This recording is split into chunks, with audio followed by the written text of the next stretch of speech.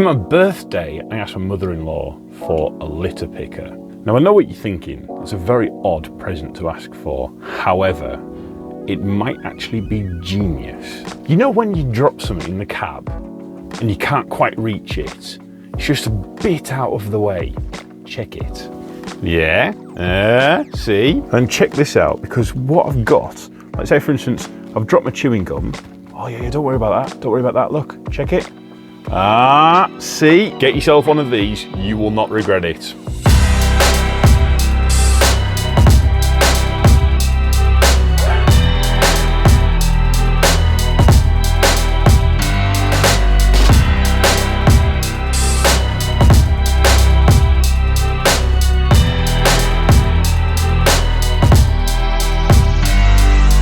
Hello, I am Big Daddy. This is Except for Access. That is Trucker J. And let's just get into it.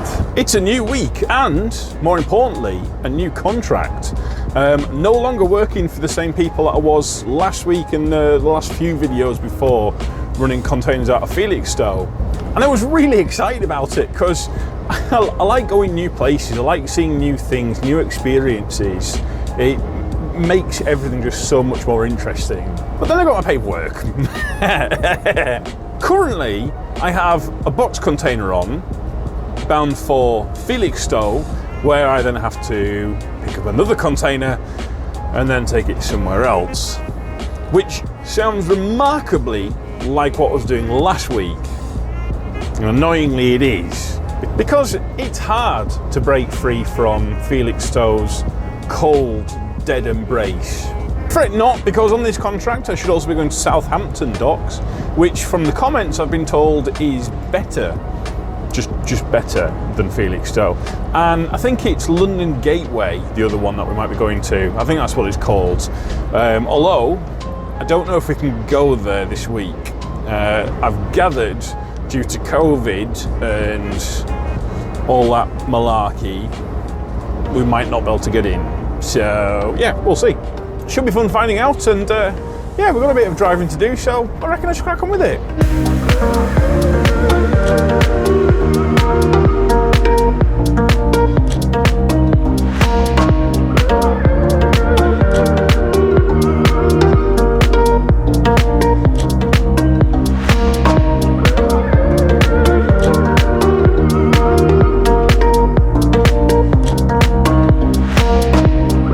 I've just left Levi's in Northampton after unloading, well, I say after unloading, after they unloaded all of the jeans that were on board. I did nothing. I sat in my truck and I watched TV. That's going to come as a surprise to no one who watches this channel. And there's something about going to a factory or warehouse or something like that where the people are genuinely nice. Like, go out of the way to be nice, and I love it. It's nice meeting just good, solid, down-to-earth people. So I arrived half an hour early this morning, maybe 45 minutes. But either way, there was only the security guard there. None of the actual workers had turned up. And I explained I'm a little bit early. I just thought I'd park on the bay and have a bit of a chill until people came in. I knew what time I was getting loaded, and I had a bit of a chat with him on the radio, on the intercom. Anyways, I got into the yard, parked up, and put myself on brake. And this security guard comes toddling over to the truck, and he goes, "Do you want a cup of tea or a coffee or something, lad?" I mean, what an absolute lovely guy. He stopped, had a bit of a chat with me, and he reminisced about like kind of being in the coming up to Kendal where I live, and we had a good old banter like. And then the guy in the warehouse who was doing most of the unloading, basically the guy who was doing the work, not me, essentially. And I had a chat with him before he started unloading, and again, what an absolute solid, lovely, down-to-earth guy. And I think it especially stands out when you've been going to places that might not be quite as social, shall we say. And I'm not going to name any names. I'm not going to point fingers at anywhere, even if it is a port somewhere in the south east of England. beginning with the word Felix, and I'm not going to point them out, but can't really have a crack with them. Just saying. Just saying. So now I'm heading more north. More north? Is that good English? Doesn't matter. It's good English now. Just to go on a bit of a tangent here for a second, I have been looking through my analytics, like where people have been watching from and what age groups and stuff like that, and I found that only 65% of you guys live in the UK, and the rest of you guys are from Ireland, America, Australia, Indonesia. I mean, like proper global audience. So if you're watching this channel to learn a bit of English or to learn how the English speak, do not learn it from me. I butcher the language. I barely speak English myself, and that's coming from someone who is English. So, the plan. I'm heading norther, and guess this is the word that we're going to use for this, norther, because it's not north, it's not proper north, it's Derby, it's the Midlands. And again, if you're one of the non-65%, which is what, is that 45%? Oh my word, how did I ever become a truck driver? It's 35%.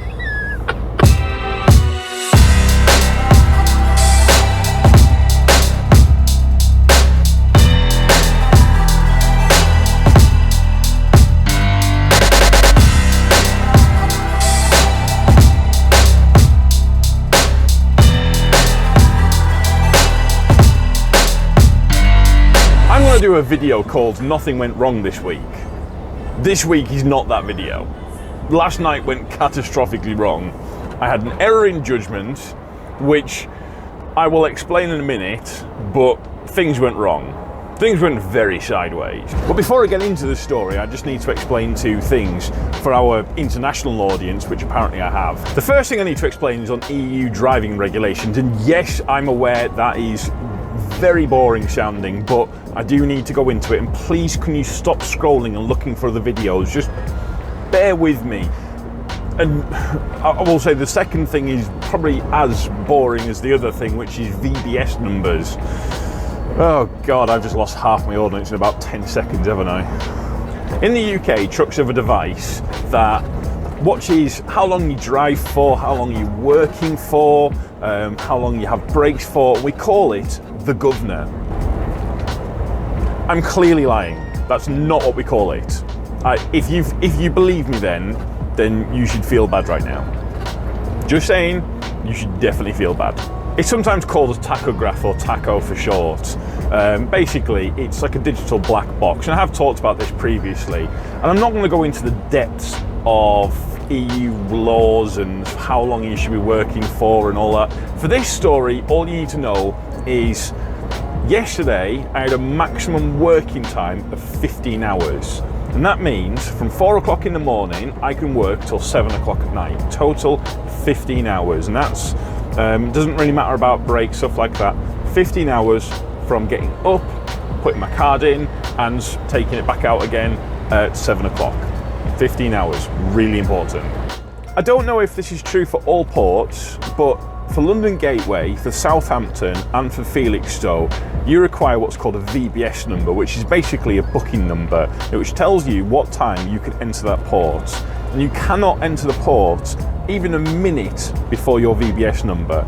And last night, my VBS was 5:45, essentially giving me 1 hour and 15 minutes to get into London Gateway, get my new card, get my induction done, get the container I had on off and unloaded, get a new one put on, and get parked up. And even though it sounds quite ambitious, I had a plan, and quite a solid plan as well. Firstly, I intended to arrive a little bit early because I could do my induction before I actually go into the port and get all that done, and then hopefully it'll be around about 1:45, get booked in, get my card scanned, go and get the container off. And there was a second part in my favour, which is there is somewhere to park up on the port, literally just around the corner from where you book out. My plan hit a snag almost instantly. Although I could get in and get my card, I wasn't able to get my induction done until my VBS time, which was 5:45. Wasn't too much of an issue, it took about 10 minutes. So we've now got an hour and 5 minutes to get the container off, to get the new one on, and to get parked up. Still okay, still looking good. I got my container off, no issues.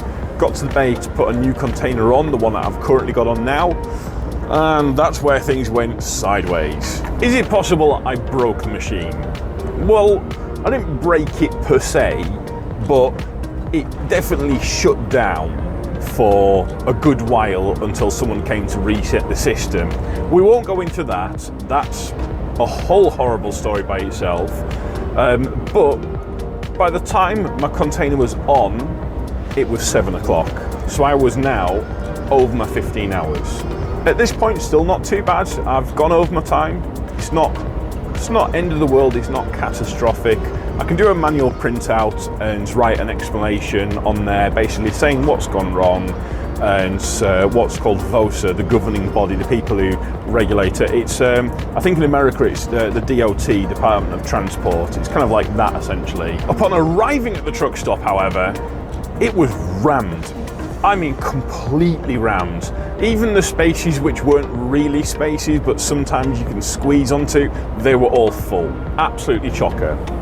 So I had to go somewhere else. And I had a secure load on, or have a secure load on, so it has to be somewhere secure. I can't just go and park wherever I want to. The next services are on about 20 minutes, 30 minutes away. I arrived there, and again, exactly the same thing. No room at the inn. It was rammed. There wasn't a millimetre spare anywhere. It was bad. And by this point, I was starting to panic because I was running way over my 15 hours. And in panic mode, I'm not sure what to do. I've never had this happen before. This is a very new experience to me and one I did not like at all. I figured the only thing I can do is just continue on my journey and pull into the next services anywhere that seems secure or is secure and I can pull into and stop for the night. I eventually arrived at the services. I just parked somewhere that there was space. It wasn't a proper parking spot, but it did. It did its job. People could pass me. I got proper night's sleep. I went in, obviously paid, got something to eat, ate that on the way back to the cab. By the time I got in the cab, I'd passed out. Like I was exhausted. Oh, and I also did the manual printouts as well. Now I've come to check the manual printouts, this morning, to basically fill in the details, write on the back my reasons, and give an explanation as to why I've gone over my time. And I've looked at what time the printout was done. Nearly 9 o'clock. That means I worked for nearly 17 hours straight. That's bad. I've never got an infringement like that. It is next level epic and holy crap, yeah. I think the lesson learnt here is even the best laid plans can go very wrong, and if they do go wrong, you just have to roll with the punches and just take it as it comes.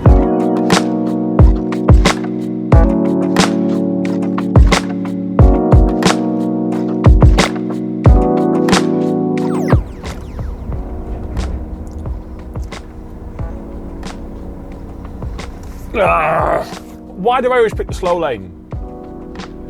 Every frigging time I pick the slow lane. Well, ladies and gentlemen, welcome to London Gateway, the bastard child of Felixstowe. You have to give me a bloody ticket. Give me a bloody ticket! Don't blow away though, you bastard.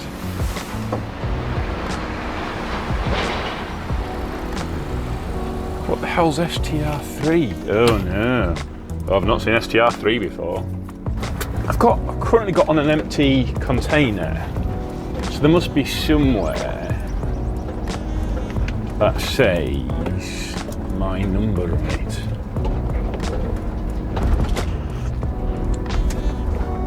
I got a cup of coffee from somewhere. It is terrible. Yeah, it is not delicious. Has to be somewhere that just takes empty containers. Wonder if they've all just been emptied. I don't know. So I was going to say that this is a lot easier than Felixstowe. That was right up until this STR place came up. Where the hell am I going? Am I going the right way? STR, stock transfer route. It's the only thing I can think. Oh, what's this? MT Park, Strike Zone. Strike Zone does not sound like a good thing. STR 1, 2 and 3. Well, I'm going that way. Why does it... Oh, was it that way? I was supposed to go that way, wasn't I? Yeah, I was definitely supposed to go that way. Okay, so... God dang, that's a bit vicious. We'll just go around this roundabout the normal way that you're supposed to go around about. And by the way, I've not gone completely mental. This is genuinely how this roundabout's supposed to work. You go around it anti-clockwise, not clockwise. Yeah, mind blown the first time I came around here.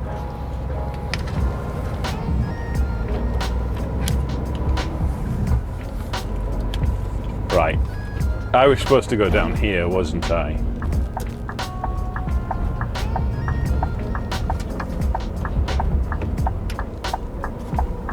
Oh, what the fuck?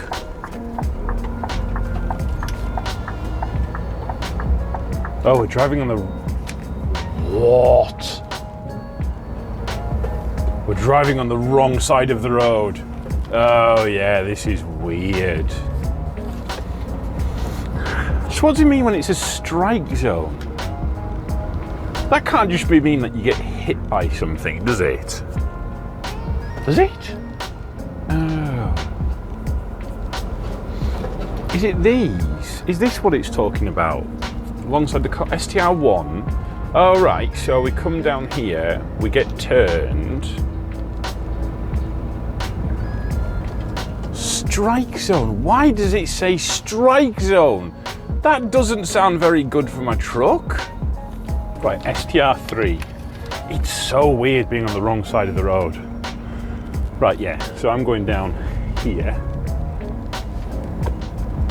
And there's a sign that says, please assist the container forklift drivers just by levelling off your trailer. So I've just dumped a bit of air out of the my drive axle. And we're going to come in here. And there is nothing, STR3. Well, at least we're in the right place now, so that's definitely a step up from where we were just a few minutes ago.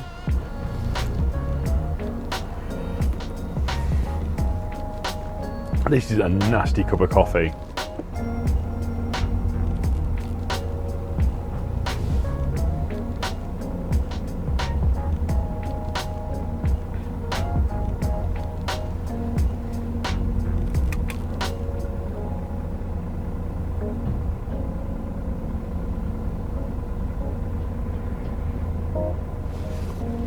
All good there, matey?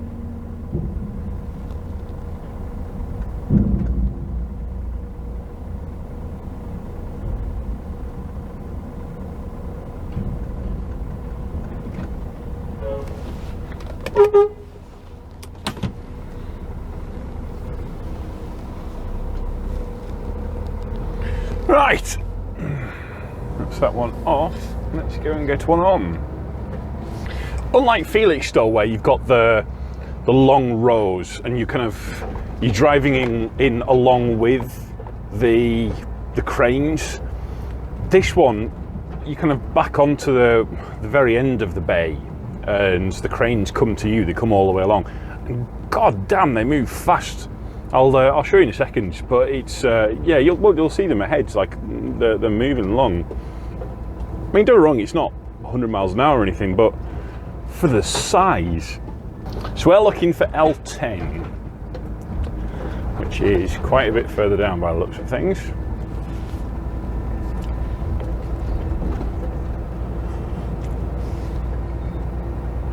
Oh, it's still disgusting, that coffee. Yeah, that's upsettingly bad. Right, what we want to do is we want to get over a little bit and come so we're kind of closer towards the end. It'll just make it a bit easier getting in. But this is L11 here. This next one will be obviously L10. Something I have noticed is these bays are deceptively narrow. They don't seem it until you start getting to kind of closer towards them, and then you start to realise, oh, bloody hell, they are. They're quite narrow.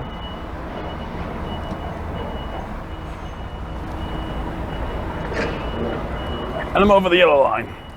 Awesome. Right. Let's get some PPE on. You can see here, this is one of the cranes coming into position. This is our bay, our crane's further down there. So what you need to do, you just need to make sure all these twist locks are in the correct position. For those people who haven't done anything with containers, essentially how these attach is they just literally just twist. And that's it. It's deceptively simple. Let's swipe the card. I'm on the left side. Yep, I've got that. Yes, they are.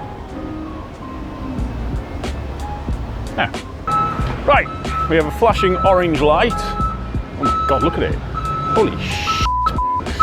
They come fast then. Right. Press and hold the presence button, which is that. Please release the button, do not.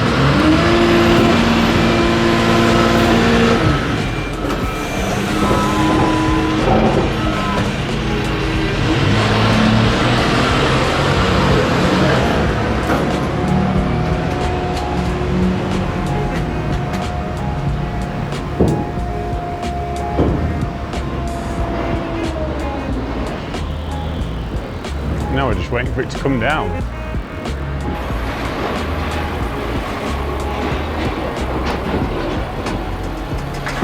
Ah, there we go. Right, let's just lock these into position.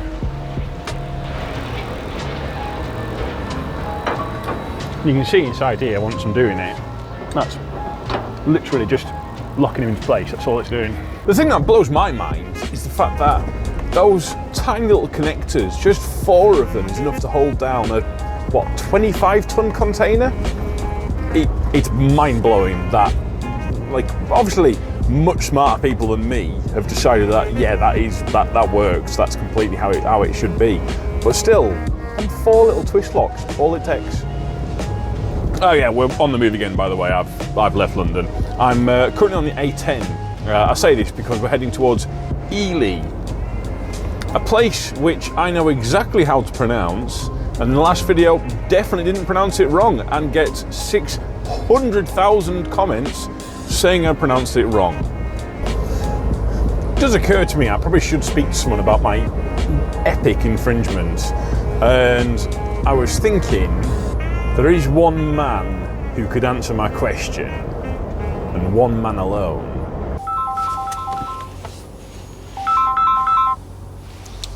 Hello. Hello, gorgeous. How are we doing? Oh, very well, thank you. Yourself, mate? Yeah, not too bad. Good. I'm calling you for advice. I made a bit of a cock up this week. Right. I went a little bit over my 15-hour day by 2 hours. Yeah. And I'm just kind of wondering what the deal is with that. Well, it depends what they're like on the day, to be honest, mate. The official. How much do clouds weigh? It's a big no-no. Because they must weigh something, surely. When the rain comes down, and like water's really heavy, isn't it? But clouds float. That doesn't make any sense. How can something float but still weigh something? Or do you weigh something? But then how would you measure how much they weigh? Because you can't put a cloud on the weigh scales, could you? Or is there a way to like compress it? Well, I guess as long as it's water and it's dropped from the sky, then it does weigh something. But when it's a cloud, yeah, that makes no sense. Okay, so did you get all that, Tom? Holy crap balls, you're on the phone still, say something. Hello? Yes. Oh. Yeah, I got all of that. Excellent. Yes. That was very helpful. Thank you very much, mate.